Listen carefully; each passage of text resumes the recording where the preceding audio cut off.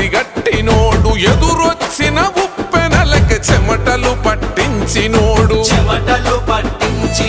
చినుకై ఒక్కడ ధునికి తుఫానుగా ఎదిగినాడు అసమానతల తొలలను సునామి వలె ముంచినోడు